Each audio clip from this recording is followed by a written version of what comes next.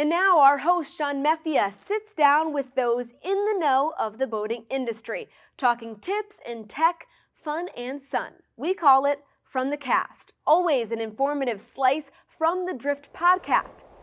Today, John spends some time with the folks who are building a national museum to honor, engage, educate, and inspire generations. We're with Captain Wes Pulver, and he's got an exciting project going on down there in New London. Thanks, John, so much for the opportunity to be with you today. And real excited about building the first and only National Coast Guard Museum for our nation. The Coast Guard was established in its predecessor services in 1790. And here we are just a few years later putting together a world-class museum on the New London, Connecticut waterfront for our Coast Guard, for our nation, for our maritime history. We started construction this last summer, initially for a bulkhead and fill, or really a site preparation to make sure that we can build that perfect museum on the perfect site along the Thames River. We're starting to put steel in the ground, and it will be built here in just a few years. Now, for those who are unfamiliar with the significance of New London, tell us why New London, Connecticut. Well, New London is one of the original 10, Coast Guard sites. Alexander Hamilton, back in 1790, envisioned 10 cutters around the country to enforcement for tariffs and if necessary, save lives and all those things that need to be done on the maritime.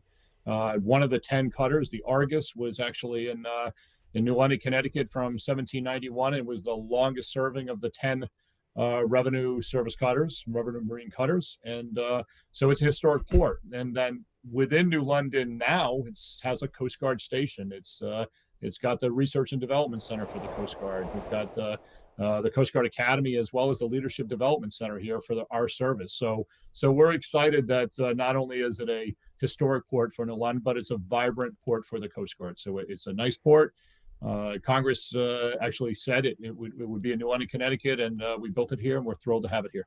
It's going to be a spectacular facility. We've seen the renders. Tell me what most excites you about it. Well, what's real exciting is to tell the Coast Guard story. So the building itself, which the part we're responsible for, it's going to be extraordinary. 80,000+ square foot building. It's got a 5-story atrium that has within it one of our H-60 Jayhawk helicopters and rescue swimmer on the tether lines, there on the hoist line, there to save lives. So it's going to be incredible. It's 5 decks or 5 floors, of 5 decks. Telling exhibit. Coming from Wes, it's 5 decks, right? To me, it's 5 decks with bulkheads and overheads. That's correct. I served a lot of ships over the years, but thrilled to have 5 floors that we can tell the Coast Guard story. But what excites me most, I think it's going to be just from my perspective, telling the story, and then 2, watching people come to that waterfront with within this huge atrium is a beautiful helicopter doing a rescue, that iconic image of the service on the waterfront. The Coast Guard Bark Eagle, America's tall ship, is actually going to be home ported right there adjacent. A vibrant New London waterfront. It's a Coast Guard city. We can't wait to have folks come and take a great look at what their Coast Guard has done for them over the last 232 years. This isn't the new Coast Guard Museum. This isn't a new version of a Coast Guard Museum. This is the first Coast Guard Museum. It is the first national. There's a few beautiful regional museums. There wasn't that one spot where the Coast Guard can have that platform to have that place to tell their story. Our nation needs to know what the service does for them, and it's important. And again, it's not just the Coast Guard history; it's a maritime history of our nation that'll be shown. So the more we tell that story and how it is to save lives and protect the environment, all that is as a national mission. It's good for our world, not just our nation. That's a good story to tell.